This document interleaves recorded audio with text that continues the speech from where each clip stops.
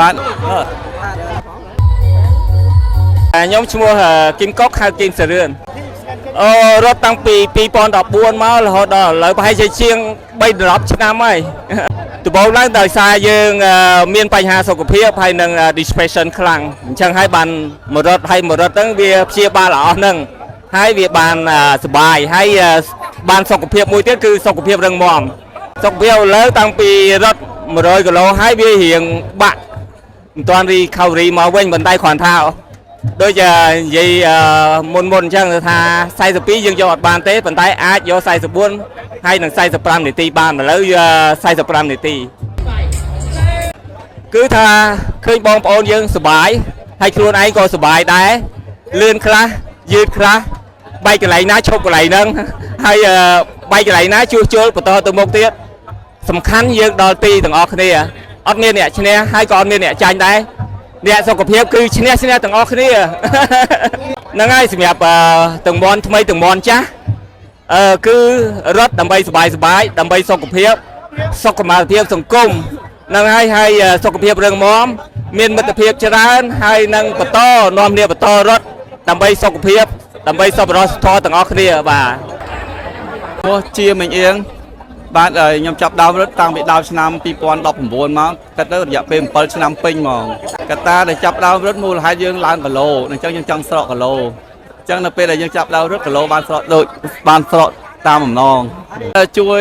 និយាយចំជួយសុខភាពបានច្រើនដូចជាបានស្រកគីឡូបានបញ្ចុះជាតិស្ករជាតិខ្លាញ់ហើយសុខភាពល្អរឹងមាំថ្ងៃនេះខ្ញុំមានចំណាប់អារម្មណ៍សប្បាយចិត្តដោយសារខ្ញុំធ្វើបានល្អហើយខ្ញុំប្រហែលជាបានលេខ1តាមមើលបាទអរគុណគួយបាទខ្ញុំក៏សូមផ្ញើសារដល់បងប្អូនដែលអត់ទាន់បានចូលរួមហាត់កីឡាទាំងអស់គ្នាការហាត់កីឡាធ្វើឲ្យយើងបានទទួលសុខភាពល្អបាទអរគុណសួស្តីបាទខ្ញុំហេឡុងគេហៅតាពុកមាត់ហ្នឹងថ្ងៃនេះមានកិត្តិយសណាស់បានមកចូលរួមនៅក្នុងកម្មវិធីស៊ូបាទអត់តន់ច្បាស់ហេអត់តន់ច្បាស់អធិស្ឋានអត់តន់ច្បាស់ដោយសារតនន័យគេអត់តន់ប្រកាសយើងមិនអាចមោទនភាពភ្លាមមកនេះសង្ឃឹមថាអាចមានអារម្មណ៍ថាសប្បាយរីករាយខ្លាំងណាស់ថ្ងៃនេះដោយសារខ្ញុំរត់5គីឡូវាមិនសូវឈឺសាច់បងប្អូនដែលកំពុងរត់ហើយនឹងដែលមិនទាន់បានចូលរួមក្នុងការរត់សូមចូលរួមលេងកីឡាទាំងអស់គ្នាណាចូលរួមឲ្យបានល្អទាំងអស់គ្នាណាដើម្បីសុខភាពដើម្បីរីកចម្រើនដើម្បីសេដ្ឋកិច្ចយើងរីកចម្រើនផងបរទេសគេឃើញថាយើងខាងយើងសប្បាយខ្លាំងណាស់អញ្ចឹងយើងគេនឹងមកចូលរួមក្នុងវិស័យកីឡារបស់យើងឈ្មោះមេងខុងខ្ញុំចាប់ដើមរត់រយៈពេល6ឆ្នាំហើយកត្តាដោយជាសុខភាពយើងអត់ទៅល្អជប៉ុនជាធម្មតាហើយ5គីឡូជីអត់មានបញ្ហាអីទេធម្មតាមិនដឹងថាបានលេខប្រមាណទេព្រោះអីគេអត់តន់ចេញឲ្យយើងឲ្យបងប្អូនខំប្រឹងប្រែងការហាត់ប្រាណដើម្បីជៀសវាងការហូបចុកផ្ដេសផ្ដាស់ហើយវាមានជំងឺណាយើងទៅកាត់បន្ថយការហូបចុកនឹងឲ្យបានហើយជាយាមហាត់ប្រាណឲ្យបានញឹកញាប់បាទខ្ញុំឈ្មោះសេងសារ៉េនពូចាប់ដើមរត់រយៈពេល10ឆ្នាំហើយអូនហើយបាទឥឡូវពូអាយុ63ហើយដោយសារយើងយល់ពីបញ្ហាសុខភាពហើយដូចថាតាំងពីយើងរត់មកធ្វើឲ្យកម្លាំងយើងវាមានកម្លាំងការដើរហើរឡានលួនហើយសុខភាពយើងក៏បានល្អទៀតខ្ញុំចាប់អារម្មណ៍ថាសប្បាយអូនចេះអត់បានលេខទេសារនេះបាទទៅបងប្អូនថាកត្តាសំខាន់គឺបញ្ហាសុខភាពត្រូវតែយើងនាំគ្នារត់តបីរវល់យ៉ាងណាក៏ដោយយើងឆ្លៀតហាត់ប្រាណគ្រប់គ្នាហើយទី2គឺរបបហូបចុកបាទ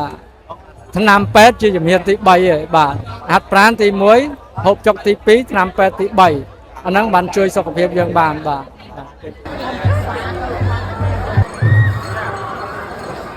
ខ្ញុំឈ្មោះច័ន្ទស៊ីនតាំងពី2018មក8ឆ្នាំហើយរត់ហ្នឹងដោយសារមានក្មេងមួយកាលនោះខ្ញុំអាយុ48ហើយគាត់ទៅអាយុ25ទេគាត់ធាត់ប៉ុន្តែគាត់ក្មេងដល់អញ្ចឹងគាត់ឃើញខ្ញុំចាស់គាត់ចង់សាកទៅនាំគ្នាទៅរត់ចាប់ពីនោះមក2018ហ្នឹងបាទរត់ទៅមុនដំបូងរត់គ្មានដឹងអីទេចេះតែរត់ទៅទេ ហត់200ម៉ែត្រអីចឹងទៅដើរខ្លះហ្នឹងទេហត់1គីឡូ2គីឡូមកផ្ទះមកដល់អូននោះហត់ទៅមួយឆ្នាំឯណាស្រក18គីឡូបាទហើយគាត់ថាបើសិនជាអត់តន់រត់ណាគាត់នេះគាត់ថាមួយអាទិត្យចូលម៉ាស្សាកុសខ្យល់ហ្នឹងយ៉ាងតិចក៏3ដងដែរការជួញដូរមនុស្សអត់ដែរកុសខ្យល់ទេណាឥឡូវអត់អីទេឥឡូវអែមល្អទាំងអស់ទៅជួសឈាមជួសអីមើលវិលអ្នកគេជួសឈាមហ្នឹង